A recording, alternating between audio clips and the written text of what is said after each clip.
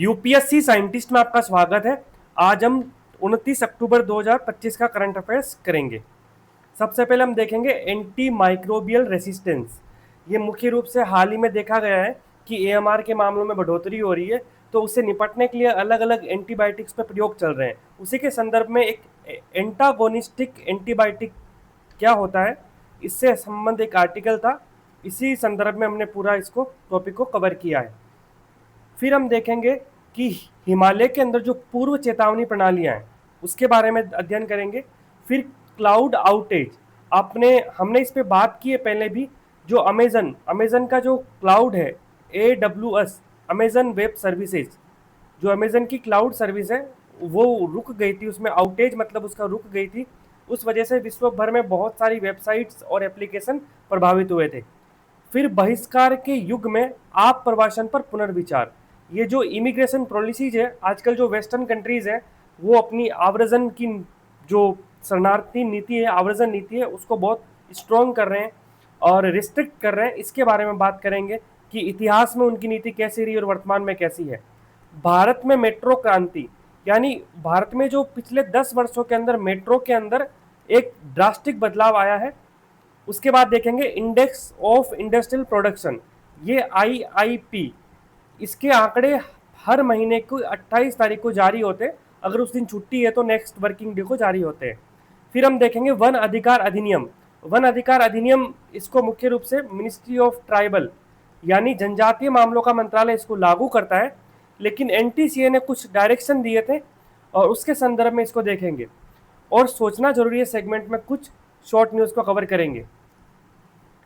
Antagonistic antibiotic, ये GS3 के अंदर साइंस एंड टेक्नोलॉजी, बायोटेक्नोलॉजी और उसका सब टॉपिक हेल्थ टेक्नोलॉजी में कवर अप होगा।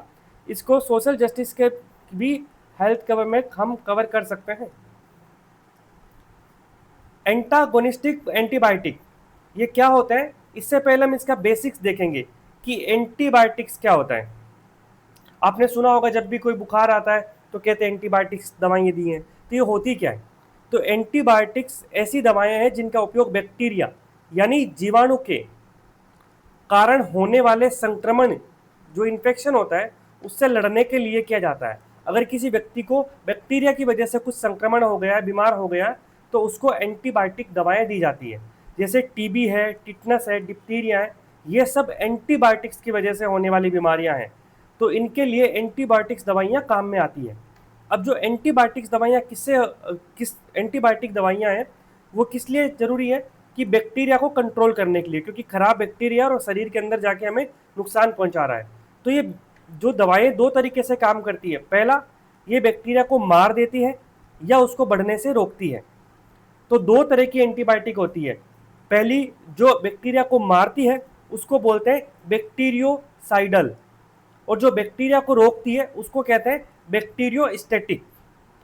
ये आगे जो हम मेन हमारा टॉपिक है एंटागोनिस्टिक एंटीबायोटिक, उसको समझने में काम आएगा कि बैक्टीरियोसाइडल यानी जो पूरा मार्कर साइड कर देती है, बैक्टीरियोस्टैटिक यानी उसकी ग्रोथ को स्टैटिक रोक देती है, स्थिर कर देती है। तो ये दो तरह की एंटीबायोटिक्स फंक्शन करती है। अब आप पूछेंगे कि एंटीबायोटिक दवाइयों से वायरस की बीमारी ठीक हो सकती है? बिल्कुल नहीं। एंटीबायोटिक दवाइयाँ सिर्फ बैक्टीरिया को ही मारती है। वायरस से होने वाले संक्रमण के लिए एंटीवायरल दवाएं होती हैं। अब इनके उदाहरण क्या क्या हैं, जैसे एमोक्सिलिन, ये सबसे पॉपुलर है। खांसी जुकाम के बाद जो बैक्टीरियल इन्फेक्शन होता है उसके लिए यही दवाई दी जाती है।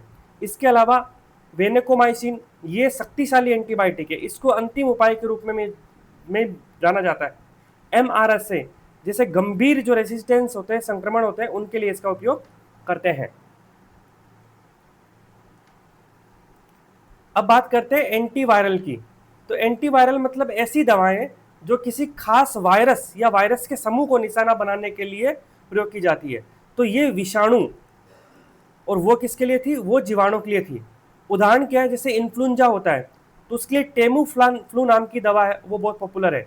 कोविड-19 में आपने इस दवा का बहुत नाम सुना था, रेमडेसिविर। तो ये भी क्या है, ये एक एंटीवायरल दवा है। अब बात करते हैं एंटी माइक्रोबियल क्या होता है।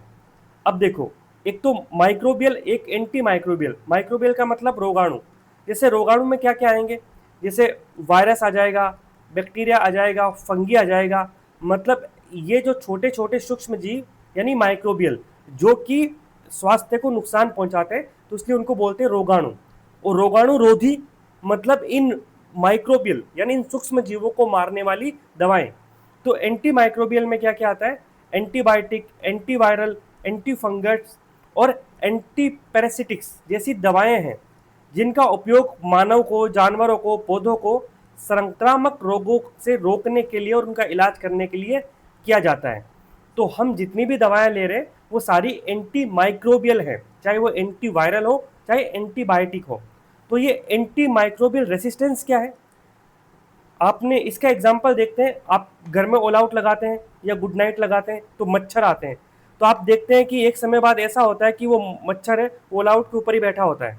तो इट मीन्स उस मच्छर ने उस ऑल आउट के अंदर या फिर उस गुड नाइट के अंदर जो लिक्विड है, जो भी उसके लिए जो उसमें केमिकल्स है, उनके प्रति उसने रेसिस्टेंस डेवलप कर लिया है। अब उसको कोई फर्क नहीं पड़ता है। तो उसी तरह से क्या होता है कि जब बैक्टीरिया है, वायरस है, कवक है, परजीवी है, वो जब एंटी माइक्रोबियल यानी रोगाणुरोधी जो दवाएं होती है उस पर कोई प्रतिक्रिया नहीं करते, जिससे दवाएं अप्रभावी हो जाती है, उसी को एंटी माइक्रोबियल रेसिस्टेंस कहा जाता है।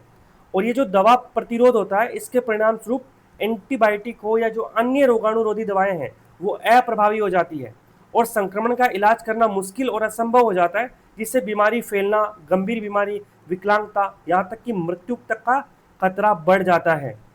आपको जो सबसे पहला जो एंटीबायोटिक खोजा गया था पेनिसिलिन, वो एक फंगस से बना था। और जब सबसे पहले उसका प्रयोग जिस व्यक्ति पे किया गया तो थोड़ा ही बना पाए थे और वो कुछ दिनों बाद मर गया था। तो पहले एंटीबायोटिक्स नहीं थे, तब छोटे से बैक्टीरियल इन्फेक्शन की वजह से भी बहुत सारी मौतें हो जाती थी, महामारियां आ जाती थी। और अब वापस से एक खतरा ये है कि अगर एंटीबायोटिक काम ही नहीं करे तो क्या होगा। तो क्या ये जो एंटी माइक्रोबियल रेसिस्टेंस है ये एक प्राकृतिक प्रक्रिया है? अगर एमसीक्यू में आए तो आप इसको प्राकृतिक प्रक्रिया माने, क्योंकि डब्ल्यूएचओ की वेबसाइट पे इसे प्राकृतिक प्रक्रिया बताया गया है, जो रोग जनकों में आनुवांशिक परिवर्तनों के माध्यम से समय के साथ होती है। और इसके कारण जैसे दवाओं का दुरुपयोग है और अति प्रयोग के कारण भी होता है। अगर बार बार आप एंटीबायोटिक या एंटी माइक्रोबियल दवाओं का यूज करते हैं तो धीरे धीरे आपके बॉडी के अंदर जो रोगाणु है, माइक्रोबियस है, वो एक तरह का रेसिस्टेंस डेवलप कर देते हैं। भविष्य में जब आप उस सेम एंटीबायोटिक को लोगे तो आपको कोई प्रभाव नहीं पड़ेगा, या फिर आपको पहले 3 दिन में आप बीमार होते तो ठीक होते थे, अब आपको 4, 5 दिन, 10 दिन भी लग सकते हैं। तो यह स्थिति एंटी माइक्रोबियल रेसिस्टेंस कहलाती है। अब बात करें सुपरबग। सुपरबग क्या है? एक ऐसा रोगाणु यानी एक ऐसा माइक्रोबियल, जैसे आमतौर पर बैक्टीरिया या फंगस है, वो इतना खतरनाक हो जाता है कि वो सभी दवाओं के प्रति रेसिस्टेंट डेवलप कर लेता है। अब उसका इलाज मुश्किल या असंभव हो जाए, मतलब वो बैक्टीरिया अब किसी दवाई से मर ही नहीं रहा है, तो उसको बोलते हैं सुपरबग।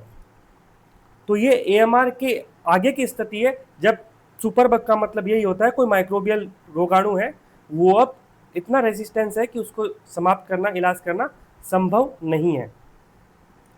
अब हमने इतनी स्टोरी देखी तो इस समय एक चीज जो समझ में आ गई कि हमें नई एंटीबायोटिक्स डेवलप करने की कोशिश है। इस स्थिति में क्या ऑप्शन है हमारे पास कि हम नई एंटीबायोटिक दवाएं खोजें, लेकिन इसके साथ साथ हमारे पास ये भी दिमाग में आता होगा क्यों ने हम 2 एंटीबायोटिक है उनको मिला के काम में ले लें, हो सकता है वो अच्छा प्रभाव दिखाए और बीमारियों से लड़ लें, इनोवेशन नहीं मिक्स्ड करके काम चला लें। तो हाँ, ये प्रश्न है कि अगर एंटीबायोटिक्स कम असरदार हो रही है तो क्यों न हम उनको मिक्स कर लें, कंबाइन कर लें। तो ऐसा क्यों नहीं करते हैं? तो आंसर है कि ये सोचना तो काफ़ी तार्किक है, लेकिन इसके 2 प्रभाव होंगे। पहला, या तो वो बहुत स्ट्रॉन्ग एंटीबायोटिक बन जाएगा, बहुत शक्तिशाली हथियार बन जाएगा बैक्टीरिया के खिलाफ, वो हमारा सॉल्यूशन मिल जाएगा हमें। या फिर ये कॉम्बिनेशन हो सकता है अप्रभावी, यानी ये दोनों एंटीबायोटिक एक दूसरे के साथ मिलके आपस में असर को ही कम कर देंगे। और एंटीबायोटिक के संयोजन यानी जो कॉम्बिनेशन हम यहाँ पे कर रहे हैं, अगर वो कॉम्बिनेशन एक दूसरे के खिलाफ काम करे तो इसी को एंटागोनिज्म कहते हैं, और ऐसी दवाओं को एंटागोनिस्टिक एंटीबायोटिक कहते हैं। तो एंटागोनिस्टिक एंटीबायोटिक का मतलब क्या है, जब हम दो ऐसी एंटीबायोटिक्स को मिक्स करते हैं जो कि एक दूसरे के प्रभाव को कम कर देती है, एक दूसरे के खिलाफ काम करती है और अप्रभावी हो जाती है, उसी को एंटागोनिस्टिक एंटीबायोटिक कहते हैं। अब ऐसा क्यों होता है, तो हमने इनिशियली देखा था कि एंटीबायोटिक दो प्रकार की होती है।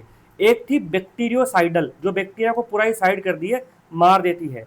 दूसरी थी बैक्टीरियोस्टेटिक, जो कि बैक्टीरिया की ग्रोथ है उसको रोक देती है। अब इंटरेस्टिंग बात है कि अगर हम इन दोनों का संयोजन करें, हमने दो एंटीबायोटिक ऐसे लिए जो एक एंटीबायोटिक है वो बैक्टीरियोसाइडल है और दूसरा बैक्टीरियोस्टेटिक है, तो दोनों मिला दिए तो दोनों का प्रभाव क्या होगा। अब ये कॉम्बिनेशन है, उसमें दोनों है, तो एक क्या करेगा, उसको पूरा मारेगा और एक क्या करेगा, उसकी ग्रोथ को रोकेगा या कम करेगा, यही करेगा। अब प्रॉब्लम कहाँ आती है, जब दोनों मिल जाते हैं तो बैक्टीरियोस्टेटिक यानी रोकने वाली दवाई वो क्या करेगी, वो मारने वाली दवाई को ठीक से काम नहीं करने देगी। कैसे नहीं करने देगी, क्योंकि जो मारने वाली दवाई है तो वो जैसे ही कोई नया बैक्टीरिया बनता रहेगा तब उसको मार देगी, क्योंकि जब भी सक्रिय रूप से बैक्टीरिया विभाजित होंगे तब उसको वो मार देती है। लेकिन रोकने वाली दवाई उसकी वृद्धि को ही रोक देगी, तो कैसे तो वृद्धि होगी, कैसे वो उसकी कॉपी करेंगे, विभाजित होंगे। तो इस वजह से ये एंटीगोनिस्टिक एंटीबायोटिक कॉन्सेप्ट है। हमने इसको बहुत डिटेल में किया है। क्वेश्चन सिंपल बनेगा कि एंटीगोनिस्टिक एंटीबायोटिक क्या होता है, तो बस आपको इतना ध्यान रखना है कि दो एंटीबायोटिक का मिक्स करें और वो ज़्यादा प्रभावी होने के बजाय उल्टा हो जाए और वो नुकसानदायक साबित हो जाए, तो वही क्या है, एंटीगोनिस्टिक एंटीबायोटिक है। अब हिमालय में जो अर्ली वार्निंग सिस्टम, पूर्व चेतावनी प्रणालियां, ये किसके लिए होगी, क्योंकि हिमालय में आपने देखा होगा कि रिसेंटली बहुत सारे डिजास्टर्स आ रहे हैं। इस बार तो हद ही हो गई हिमाचल प्रदेश के अंदर, और जो उत्तराखंड का उत्तरी भाग है उसमें, और रिसेंटली दार्जिलिंग में बहुत सारी बाढ़ की, भूस्खलन की घटनाएं देखी गई है। तो ये टॉपिक डिजास्टर मैनेजमेंट GS 3 में कवर अप होगा। उसके साथ ये ग्लोव्स यानी ग्लेशियल लेक आउटबर्स्ट, तो ये मुख्य रूप से जो ग्लेशियर के माध्यम से जो झीलें बन जाती है और फिर वो एकदम से फूटती है, तो उसको ग्लोव्स कहते हैं। लैंडस्लाइड, भूस्खलन और फ्लैश फ्लड, एकदम से आने वाली आकस्मिक बाढ़, इन सब का कारण हिमालय में अर्ली वार्निंग सिस्टम के नहीं होना और उसका नुकसान हमें झेलना पड़ता है। अब ये आवश्यक क्यों है, पहला कारक है कि क्लाइमेट चेंज और दूसरा है कि विकास कार्य। इन दोनों के कारण हिमालय में बाढ़, भूस्खलन और ग्लेशियर झीलों के फटने की आपदाएं तेजी से बढ़ रही है, जिससे सैकड़ों लोगों की जान जा रही है। तो इसके लिए हमारे पास अर्ली वार्निंग सिस्टम होना चाहिए, ताकि हमें पहले से पता चल जाए कहीं पे आपदा है तो हम वहां से लोगों को हटा लें, उस क्षेत्रों को खाली कर दें। फैक्ट्स क्या कहते हैं, फैक्ट्स ये कहते हैं कि 1902 से लेकर 1962 तक, यानी 1902 से 1962 के बीच में इस क्षेत्र में केवल 5 आपदाएं आई थी, सिर्फ 5 आपदाएं। और वहीं देखें 73 से 72 तक 11 आपदे और 73 से 82 के बीच में 13 आपदे। और वहीं जो रिसेंट डिकेट है, अगर गत दशक देखें 2013 से 2022, तब हिमालय में 68 डिजास्टर्स यानी आपदाएं दर्ज की गई है, जो कि अब तक की सबसे अधिक है। और भारत में जितनी आपदाएं हुई हैं उनमें से 44% हिमालय क्षेत्र में है। तो आप देख सकते हैं कि कितना डिजास्टर प्रोन एरिया है हिमालय, जहाँ पे अर्ली वार्निंग सिस्टम का कितना महत्व बढ़ जाता है। कारण क्या है कि जो वैश्विक तापन, ग्लोबल वार्मिंग है, उसकी वजह से हिमालय क्षेत्र है वो ग्लोबल एवरेज, वैश्विक औसत की तुलना में बहुत तेजी से गर्म हो रहा है। अब आप सोचो कि ऐसा क्यों हो रहा है। आपने ज्योग्राफी में एक प्रभाव पढ़ा था, एल्बिडो। ये इसलिए होता है कि हिमालय है उसकी क्या है, सफेद परत है, क्योंकि बर्फ है, और बर्फ होता है तो वो जो सूर्य का प्रकाश होता है उसको ज़्यादा अच्छे से ऑब्जर्व करता है और वो बहुत तेज़ी से पिघलता है। इसको कभी हम इन्वायरमेंट या ज्योग्राफी का कोई कॉन्सेप्ट करेंगे उसमें कर देंगे कि जो एक ब्लैक कार्बन का कॉन्सेप्ट भी होता है। ब्लैक कार्बन, जितना ये जो कार्बन जलने से होता है, और ये कार्बन जब हिमालय के ऊपर जाता है तो ये भी हिमालय को और जल्दी गर्म करता है, वार्म करता है, क्योंकि जो कार्बन की परत बनती है हिमालय के ऊपर, वो कार्बन को और ज़्यादा तापमान को अवशोषित करती है। उस तापमान के अवशोषण के कारण तापमान अधिक तेजी से बढ़ता है। अब बात करें विरोधाभास की, तो संवेदनशील और अस्थिर क्षेत्र होने के बावजूद भारत की तरफ से जो हिमालय के अंदर अर्ली वार्निंग सिस्टम की संख्या है वो ना के बराबर है। न तो सिस्टम्स है, न वहाँ पे कोई ऐसा ह्यूमन सिस्टम बनाया गया कि आदमी बैठ जाए और वो अवेयर करता रहे। वैज्ञानिकों का कहना है कि भूकंप, भूस्खलन, बर्फीले तूफान और झीलों की फटने जैसी घटनाओं की चेतावनी का एक ईडब्ल्यूएस यानी अर्ली वार्निंग सिस्टम का नेटवर्क तत्काल आवश्यकता है और इसे नेशनल प्रायोरिटी, राष्ट्रीय प्राथमिकता में रखना चाहिए। कैसी प्रणालियाँ हमें जरूरी है? जो मजबूत हो, मतलब कठिन हो, क्योंकि वहाँ पे बहुत जटिल मौसम होता है, लागत कम हो और जिन्हें ऑपरेट करना आसान हो, और स्थानीय लोगों को इनको चलाने, रखरखाव करने और चेतावनी पर रिएक्ट करने के लिए ट्रेंड किया जाए। मौजूदा चुनौतियाँ क्या है? हिमालय लगभग 2400 किलोमीटर लंबा इलाका है, काफ़ी दुर्गम है, कई घाटियाँ जहाँ पे मोबाइल नेटवर्क भी नहीं है, और ड्रोन है वो काफ़ी छोटे और स्थानीय अध्ययन के लिए अच्छे होते हैं। सेटेलाइट है वो भी एक विकल्प है लेकिन काफ़ी महंगा होगा। तो इसका समाधान क्या है? इसके समाधान एआई मॉडल हो सकते हैं जो लाइव डेटा को भरोसेमंद चेतावनियों में बदलने में काफ़ी मदद कर सकता है। और कुछ सफलता का उदाहरण है कि स्विस आल्प, जो स्विट्जरलैंड है उसका जो आल्प्स का क्षेत्र है, वहाँ पे एक चरवाहे ने एक फ़ोन कॉल करके नीचे बसे गांव में ग्लेशियर ढहने की सूचना दे दी, जिससे सैकड़ों लोगों की जान बच गई। ये हमें दिखाता है कि एक सरल चेतावनी भी कितनी प्रभावी हो सकती है। चीन के वैज्ञानिकों ने मिड हिमालय में एक उच्च जोखिम वाली ग्लेशियर झील यानी ग्लोफ के फटने की चेतावनी देने के लिए एक ईडब्ल्यूएस बनाया है। तो हम भी ऐसा कुछ प्रयास कर सकते हैं। असली समस्या क्या है कि हमारे पास टेक्नोलॉजी या पैसों की कमी है, ऐसा नहीं है, प्रायोरिटीज की कमी है, प्राथमिकता नहीं है। तो वैज्ञानिक, इंजीनियर, फंडिंग एजेंसी, नीति निर्माताओं द्वारा हिमालय में इन आपदाओं को प्राथमिकता नहीं दी जा रही है जिसकी वे हकदार हैं। हाल के उदाहरण है कि माउंट एवरेस्ट में इसी महीने अक्टूबर माह के जो फर्स्ट वीक है उसमें काफ़ी स्थिति खराब हो गई थी। बर्फीला तूफान आया और बर्फबारी, बिजली गिरने से काफ़ी तबाही हुई। 1000 के करीब ट्रैकर फंस गए थे, लोगों ने उनको बाहर निकाला था। उसी समय हिमालय के अंदर भी नेपाल है, दार्जिलिंग है, यहाँ पे भी भूकंप, बाढ़ और भूस्खलन हुआ था। क्लाउड आउटेज, इस टॉपिक के बारे में हमने बात की थी कि कैनवा नहीं चल रहा था। मैंने स्टोरी से बताया था दिवाली पे जब कोई फोटो क्रिएट करें तो कैनवा चल ही नहीं रहा है। रीज़न क्या था कि जो कैनवा है वो अमेजन की जो AWS क्लाउड सर्विस है उससे चलता है, और उसकी क्लाउड सर्विस ही ठप है, तो कैनवा कैसे चलेगा। तो आज न्यूज़पेपर में था कि how Amazon cloud outage affect services and apps globally, इसके बारे में हम पहले से बात कर चुके हैं, तो आज डीपली देखते हैं।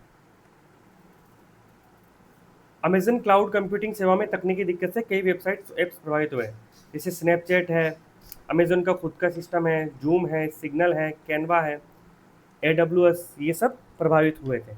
तो अमेजन वेब सर्विसेज AWS क्या है? तो ये अमेजन कंपनी का क्लाउड कंप्यूटिंग डिवीज़न है और दुनिया भर की लाखों कंपनियों की वेबसाइट और प्लेटफॉर्म है वो AWS पर निर्भर है। आज एक नई चीज़ है US ईस्ट 1। ये क्या है? वैसे तो जो डेटा सेंटर क्लस्टर है अमेजन का, जो कि पूर्वी तट पर है USA के ईस्टर्न कोस्ट पर, उसका नाम US ईस्ट 1 है। वैसे तो MCQ में आना नहीं चाहिए लेकिन फिर भी थोड़े बहुत चांस बनते हैं, तो आप ध्यान रखें। US ईस्ट 1 क्या है कि अमेजन का जो AWS है उसका डेटा सेंटर क्लस्टर है, क्योंकि काफ़ी बार इसमें आउटेज हुआ है, इसमें गड़बड़ आई, उसकी वजह से कई बार ग्लोबली आउटेज देखा गया था। अब इसमें कारण क्या था? तो कारण था DNS से जुड़ी गड़बड़ी। DNS का मतलब होता है डोमेन नेम सिस्टम। ये एक तरह से इंटरनेट का फ़ोन बुक है। ये जो मानव अनुकूल डोमेन नेम होते हैं जैसे google.com, उसको मशीन पढ़ पाए वैसे IP एड्रेस में ट्रांसलेट करता है। जैसे ये हमने भले ही अपने लैपटॉप में google.com टाइप किया है, लेकिन हमारा लैपटॉप उसको मशीनी लैंग्वेज में क्या भेज रहा है? 172.217.160 ऐसे करके पूरा एक IP एड्रेस के माध्यम से कनेक्ट होता है। जैसे वेबसाइट के नाम है माई जियो, उसको नंबर्स में चेंज कर देता है। अब मानो कि आप ये नंबर सिस्टम ही ख़राब हो जाए तो कैसे काम चलेगा? आप अपने दोस्त को फ़ोन लगा रहे हो लेकिन उसका फ़ोन नंबर बार बार बदल रहा है, तो आप उससे बात नहीं कर सकते। तो यही डोमेन नेम सिस्टम DNS से जुड़ी गड़बड़ी थी। अब बहिष्कार के युग में अप्रवासन पर पुनर्विचार, rethinking immigration in age of exclusion, ये GS1 में वर्ल्ड हिस्ट्री में कवर होगा। GS2 में IR में कवर होगा, GS3 के अंदर इथिक्स अंतर्राष्ट्रीय नीति शास्त्र में भी कवर अप होगा। अब है क्या, लेखक का ये कहना है कि जैसे कि आपको पता होगा कोलंबस ने अमेरिका की खोज की थी, तो कोलंबस अमेरिका की खोज के लिए कहाँ से गया था, यूरोप से गया था। जब यूरोप से कोलंबस अमेरिका पहुंचा तो वहाँ पे जो लोकल लोग रहते थे ना, तो अमेरिका से फिर धीरे धीरे लोग गए, वहाँ के लोगों को मारा, गुलाम बनाया, यही काम किया था उन्होंने। तो क्या वो सही था? उसी पे पूरा आर्टिकल है कि उस समय माइग्रेशन सही था, आज माइग्रेशन गलत है। इसी पर है कि जो आज की आप्रवासन यानी इमिग्रेशन विरोधी नीतियां विशेष रूप से पश्चिमी देशों में पाखंडी है, हाइपोथेटिकल है। ये एक ऐतिहासिक स्मृति भ्रम है, हिस्टोरिकल एमनेशिया है। कैसे कि ये देश जैसे अमेरिका स्वयं को हिंसक औपनिवेशिक इतिहास को जानबूझकर भूल रहे हैं, जो खुद प्रवासन और विजय पर आधारित है। अमेरिका बनाई प्रवासन और विजय पर है, अमेरिका की कॉलोनीज बसी वहाँ पे, फिर उन्होंने इंग्लैंड से भी लड़ाई की और अमेरिका के लोकल लोगों से भी लड़ाई की। आपको याद होगा जब आप वर्ल्ड हिस्ट्री में अमेरिकन रेवोल्यूशन पढ़ते हैं तो इनिशियली जो अमेरिका के ईस्टर्न कोस्ट पे जो 13 कॉलोनीज थी उन्होंने ही अमेरिकी क्रांति की थी। तो आज अमेरिका में 50 स्टेट्स हैं, तो धीरे धीरे वेस्ट की तरफ विस्तार हुआ था। तो इन्होंने क्या किया था, ये उनकी विजय पर आधारित ही था। अब कोलंबस मिथक हमें सिखाया गया कि कोलंबस ने अमेरिका की खोज की, लेकिन ये वास्तव में आक्रमण था, एक इन्वेजन था। और इस आक्रमण ने परिष्कृत यानी सोफिस्टिकेटेड मूल सभ्यताओं को नष्ट कर दिया था। इतिहास में नरसंहार के रूप में याद किया जाना चाहिए, जिसको हम क्या बोलते हैं कि उसने अमेरिका की खोज की। अब नैतिक विरोधाभास क्या है कि तब तो इन्होंने इसको विजय माना, आज उसको अवैध मान रहे हैं। अतीत में उपनिवेशवाद के दौरान जो प्रवासन था उसका मतलब था विजय, विस्तार और वर्चस्व, यानी कॉन्क्वेस्ट है, एक्सपेंशन है, डोमिनेशन है।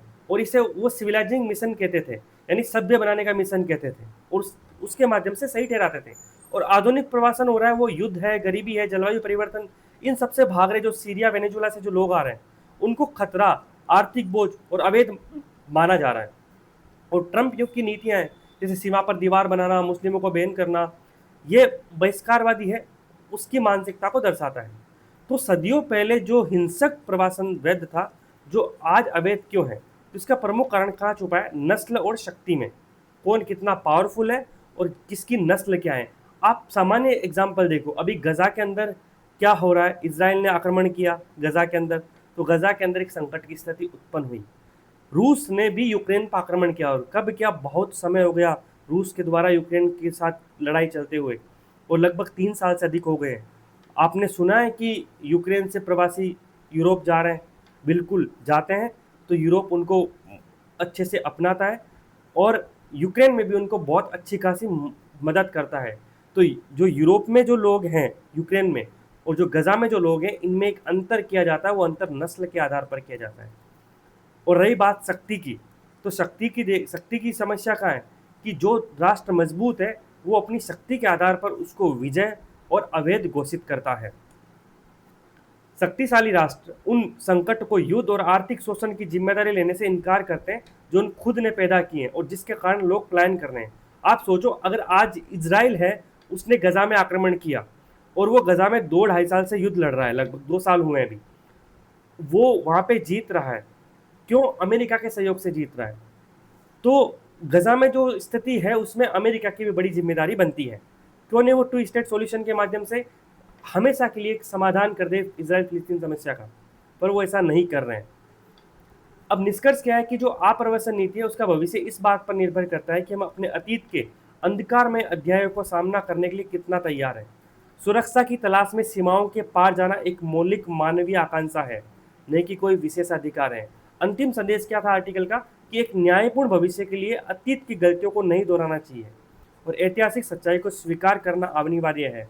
यानी ऐतिहासिक सच्चाई क्या है कि कोलंबस ने भी इन्वेजन किया था, कोई खोज नहीं थी वो। भारत की मेट्रो क्रांति, ये इकोनॉमी में कवर होगा और टॉपिक इंफ्रास्ट्रक्चर, सब टॉपिक अर्बन मोबिलिटी में कवर हो सकता है। आप इसको इन्वायरमेंट में भी कवर कर सकते हो, क्योंकि मेट्रो है वो काफ़ी ग्रीन है, क्योंकि जो पब्लिक ट्रांसपोर्टेशन जब डेवलप होता है तो वो सड़कों पे जो ट्रैफिक है वो काफ़ी हद तक कम हो जाता है, तो ये उससे भी जुड़ता है। अब बात करें भारत, ये पूरा फैक्चुअल इन्फॉर्मेशन है कि पिछले 1 दशक में भारत में जो मेट्रो का इतना विस्तार हुआ कि भारत विश्व का तीसरा सबसे बड़ा नेटवर्क बन गया। टॉप पर कौन है? चाइना, फिर अमेरिका और फिर भारत। 2014 के अंदर भारत में जो मेट्रो थी सिर्फ 5 शहरों में थी और वर्तमान में 23 शहरों में है। तो पहले 5 में थी, अब 23 में है। तो ये आप थोड़ा सा हल्का सा याद रख सकते हो। बाकी फैक्ट नहीं है कि पहले 250 किलोमीटर के आसपास थी, अब 1000 प्लस हो गई, कोई जरूरी नहीं है। हमारा मेट्रो नेटवर्क 11 वर्षों में 4 गुना से प्लस हो गया। 250 है, 1000 हुए तो कितना हो गया, 4 टाइम्स हो गया। अब यात्रियों की बात करें तो वो भी 4 गुना बढ़े हैं। और ये बताता है कि जो अर्बन मोबिलिटी में बदलाव आ रहा है, नेटवर्क विस्तार के साथ ही लोगों की जो मेट्रो पर निर्भरता है वो भी बढ़ रही है। लोग मेट्रो के जो ट्रांसपोर्टेशन है उसको स्वीकार कर रहे हैं। अब भारत के जो टॉप 4 मेट्रो नेटवर्क देखें तो वे दिल्ली, बेंगलुरु, मुंबई और कोलकाता। दिल्ली में सबसे बड़ा नेटवर्क है 394 किलोमीटर का और यात्री लगभग डेली 65 लाख है। इसके अलावा ज़्यादा ध्यान रखने की ज़रूरत नहीं है, बस ये ध्यान रखना कि जो कोलकाता है उस वहाँ पर 2024 में भारत की पहली अंडर वाटर मेट्रो यानी पानी के नीचे मेट्रो चलाई गई थी। इंडेक्स ऑफ इंडस्ट्रियल प्रोडक्शन, ये क्या है? ये जो औद्योगिक उत्पादन है उसके संदर्भ में आंकड़े हैं जो प्रति वर्ष जारी होते हैं और ministry of statistics and programme implementation यानी सांख्यिकी एवं कार्यक्रम क्रियान्वयन मंत्रालय के द्वारा इसको जारी किया जाता है। इसका बेस ईयर 2011-12 है और हर महीने की 28 तारीख को जारी होती है। अगर छुट्टी हो तो अगले वर्किंग डे पे इसको जारी किया जाता है। अब इसमें भारांश क्या है? इसमें माइनिंग को 14%, मैन्युफैक्चरिंग को 77% और इलेक्ट्रिसिटी को 7%। ये भारांश आपको पीटी पर्सपेक्टिव से रट्टा मारा होना चाहिए, ये बेहद जरूरी है। एक बार सीपीआई और डब्ल्यूपीआई के अंदर क्या भारांश है उसको फूड के भारांश से एसोसिएट करके पूछा गया है। इसके अतिरिक्त सीडीएस और जो सीएपीएफ है उसमें इसके भारांश से संबंध में क्वेश्चन आए हैं। और मेन जो अभी है कि जो ग्रोथ है वो 4% पर आ गई है। बस यही है, हल्का सा आप ध्यान रख सकते हैं, ज़्यादा इफेक्ट की जरूरत नहीं है। वनवासियों का पुनर्वास, तो इस टॉपिक के अंदर हम एक तो देखेंगे फॉरेस्ट राइट एक्ट जो कि 2006 का है। अब इस एक्ट को लागू इस एक्ट को लागू करने के लिए नोडल मिनिस्ट्री कौन सी है? तो वह ट्राइबल मिनिस्ट्री, जनजातीय मंत्रालय, मिनिस्ट्री ऑफ ट्राइबल अफेयर्स, जनजातीय मामलों का मंत्रालय है। वो फॉरेस्ट राइट एक्ट को लागू करने के लिए नोडल मिनिस्ट्री है। देखो एक छोटा सा बेसिक क्वेश्चन भी बन सकता है कि एफआरए को कौन सा मंत्रालय लागू करता है। इजी क्वेश्चन होते हैं 100 क्वेश्चन के पेपर में, और 2006 में ये कानून बना है और 2026 में आप एग्जाम दोगे तो बराबर 20 साल हो जाएंगे, तो ये भी ध्यान रखना है। अब मेन कहानी समझते हैं। हुआ क्या कि बाघ है, बाघ कहाँ रहते हैं? अभ्यारण्यों में रहते हैं। अभ्यारण्य यानी जंगल एक तरह से, और जंगल में वनवासी यानी जो जनजातीय समुदाय के लोग हैं वो भी रहते हैं। तो एफआरए फॉरेस्ट राइट एक्ट है, वो अधिकार देता है किसको? ट्राइबल्स को, कि वो वन क्षेत्र में अपने निवास, उनके जो अधिकार है उनको मान्यता प्रदान करता है।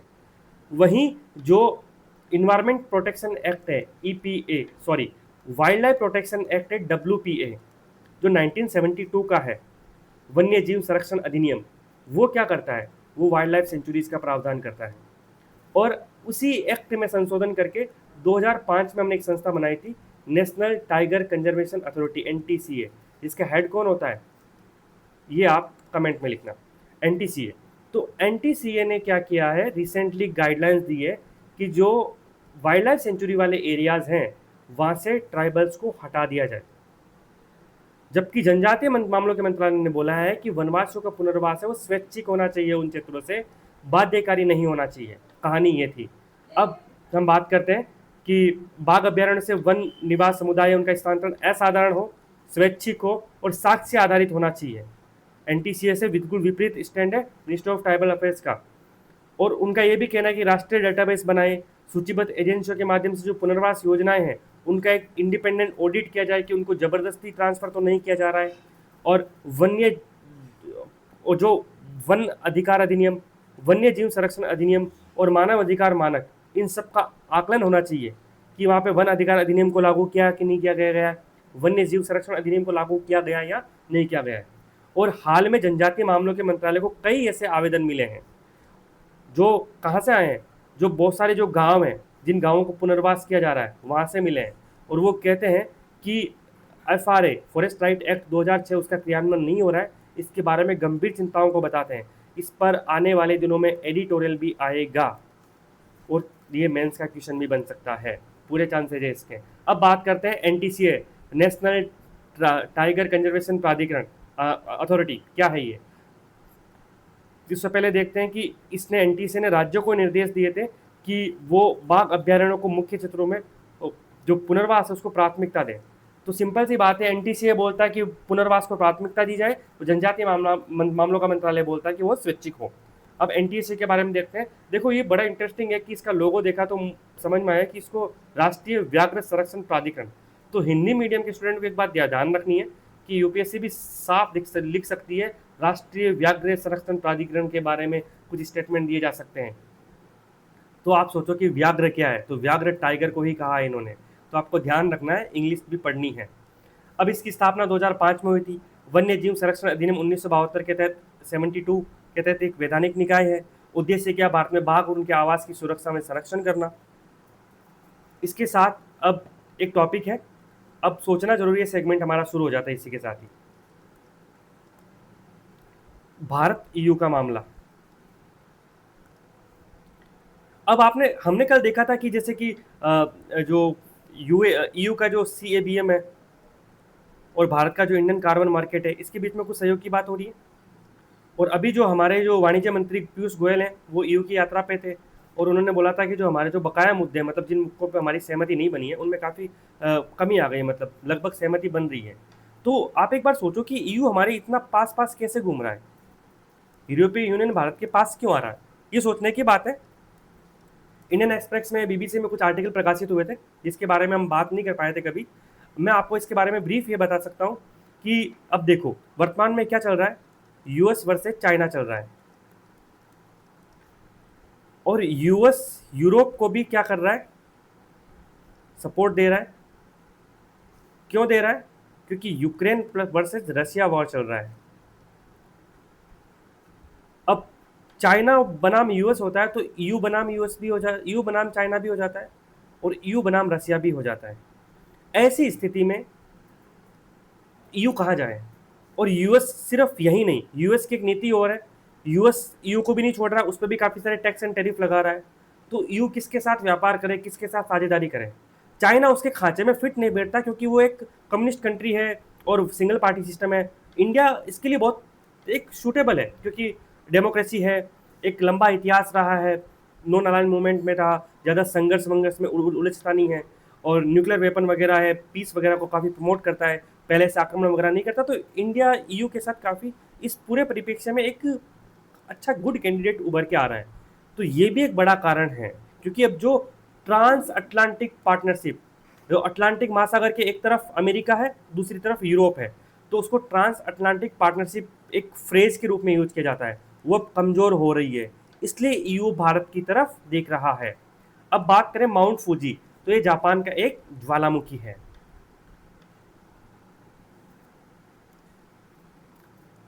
चक्रवात मोन्था, ये अभी आप रोज न्यूज में देख रहे हो। राहत और पुनर्वास, भारत का पूर्वी तट हमेशा चक्रवातों का खामियाजा भुगतता है। ये एक एडिटोरियल है, आप रीड करना क्योंकि इसके बारे में फर्दर हमें डिटेल्स में बात करनी है तो हम करेंगे। वेनेजुएला काफ़ी दिनों से न्यूज़ में आ रहा है, हम 2 दिन 3 दिन से तो लगातार हम ही कवर कर रहे हैं, तो वेनेजुएला का मैप बहुत अच्छे से देखना है। वेनेजुएला में कुछ लेक्स भी हैं, वहाँ पे ऑयल वगैरह के अच्छे रिजर्व है, वो आप देखें, हम आगे फर्दर उसको कवर करेंगे। देखो वेनेजुएला में वर्तमान में राष्ट्रपति उनका नाम है निकोलस मादुरो और वहाँ की एक विपक्षी नेता है जो मादुरो का विरोध कर रही है, उसका नाम है मारिया कोरिना मचाडो। ये वही महिला है जिनको नोबेल पीस प्राइज मिला था। अब हुआ क्या कि मादुरो पे आरोप लगता है कि इन्होंने चुनाव ढंग से नहीं कराए और ज़बरदस्ती वेनेजुएला पर कंट्रोल करके बैठे हैं और साथ में वो सत्ता किसी को भी नहीं सौंप रहे हैं। तो ये मारिया कोरिना मचाडो है, वो इनके खिलाफ विरोध प्रदर्शन कर रही है और इनको सत्ता से हटाना चाह रही है। लेकिन इंटरेस्टिंग बात है कि वो ट्रंप से सहयोग ले रही है। तो क्या बाह्य सहयोग लेना कैसा रहेगा, तो ये बड़ा कॉम्प्लेक्सिटी है क्योंकि जो लैटिन अमेरिकी क्षेत्र है, साउथ अमेरिका हो चाहे मध्य अमेरिका हो, वहाँ पे अमेरिका का हमेशा से प्रभाव रहा है, यानी यूएसए का हमेशा से प्रभाव रहा है। और अब वहाँ के विपक्षी नेता जब एक तरह का आमंत्रण दे रहे हैं तो ये भविष्य में भी जो लैटिन अमेरिका और यूएसए के रिलेशन है उसको काफ़ी प्रभावित करेगा। अब बात करें, सेंट्रल गवर्नमेंट ने केंद्रीय वेतन आयोग सेंट्रल पे कमीशन की शर्तों की यानी टर्म ऑफ रेफरेंस को मंजूरी दी है और रंजना देसाई की अध्यक्षता वाला एक पैनल गठित किया जो 18 महीने में अपनी सिफारिश देगा। ध्यान रखना, रन्ना देसाई की अध्यक्षता में जो उत्तराखंड में जो यूसीसी पे पैनल बना था उसमें भी ये हेड थे। इसके अतिरिक्त जो रिसेंटली जो डिलिमिटेशन हुआ था उसमें भी ये प्रमुख थे, जो जम्मू कश्मीर में हुआ था। ये केंद्र सरकार के कर्मचारियों के वेतन ढांचे और सेवानिवृत्ति लाभों को तय करने के लिए एक जिम्मेदार निकाय है। NSCN-IM हमने बात की थी कि ये नागालैंड के अंदर जो राजनीतिक मांगे हैं कुछ उस पर अभी कायम है, और ये NSCN-IM यानी आइजैक मोवा और एक है NSCN खापलांग, ये दो ग्रुप जो नागालैंड के अंदर ग्रेटर नागालैंड की मांग करते हैं, वो ये मानते हैं कि नागालैंड का एक पृथक राष्ट्रीय ध्वज हो, नागा संविधान हो। तो जो खापलांग है वो भी भारत सरकार के साथ सशस्त्र संघर्ष में है, विरोधी बना हुआ है, लेकिन IM में वो लंबे समय से भारत के साथ एक शांति समझौते के अंतर्गत है। तो 1997 में जब से युद्ध विराम हुआ है तब से इनकी ये मांग बनी हुई है, अभी आप बनी हुई है, और ये ग्रुप अपने आप को national socialist council of Nagaland कहना पसंद करता है। तो ये भी आपको ध्यान रखना है कि ये इससे भी प्रश्न आ सकता है। नॉर्थ ईस्ट में जो इंसर्जेंसी है वो इंटरनल सिक्योरिटी में कवर अप होता है। आप इसको 360 जो 370 हटा था जम्मू कश्मीर से, उससे भी लिंक कर सकते हैं। देखो जम्मू कश्मीर में क्या था, एक पृथक ध्वज भी था यानी झंडा भी था, फ्लैग भी था, उसके साथ उनका एक सेपरेट कॉन्स्टिट्यूशन भी था। तो जब ये 370 को अबोलिश किया गया तो उसका सबसे बड़ा एक हिडन जो ऑब्जेक्टिव फुलफिल हुआ वो नॉर्थ ईस्ट के संदर्भ में हुआ, क्योंकि नॉर्थ ईस्ट में बहुत सारे ग्रुप थे वो अपना अलग झंडा, अलग संविधान की मांग करते थे, क्योंकि उनके सामने एक मॉडल था, एक आइडियल था कि जम्मू कश्मीर के पास है तो हमें भी मिल सकता है। लेकिन अब जम्मू कश्मीर से जब ये सारी चीज़ें विड्रॉन हो गई तो उनकी भी ये मांग कहीं ना कहीं इनडायरेक्टली कमज़ोर हुई है। और जो नागालैंड है वो जो ग्रेटर नागालैंड की मांग करता है उसमें सिर्फ नागालैंड शामिल नहीं है, उसमें मणिपुर, मिजोरम, असम के भी कुछ क्षेत्र शामिल हैं। लेकिन आपको ये बात ध्यान रखनी है, भले ये नागा राष्ट्रीय ध्वज की, नागा संविधान की मांग कर रहे हो, लेकिन वर्तमान में भारत सरकार के साथ एक संघर्ष विराम समझौते के अंतर्गत है और ये किसी भी तरह की हिंसक घटनाओं के अंदर ये शामिल नहीं है। लेकिन हाँ, इनका जो भी मूवमेंट होता है वो गवर्नमेंट ऑफ इंडिया काफ़ी हद तक कंट्रोल करती है। इसी के साथ आज का डिस्कशन कंप्लीट होता है। Thank you so much. आप डिस्कशन की जो PDF है वो टेलीग्राम चैनल से डाउनलोड कर सकते हैं।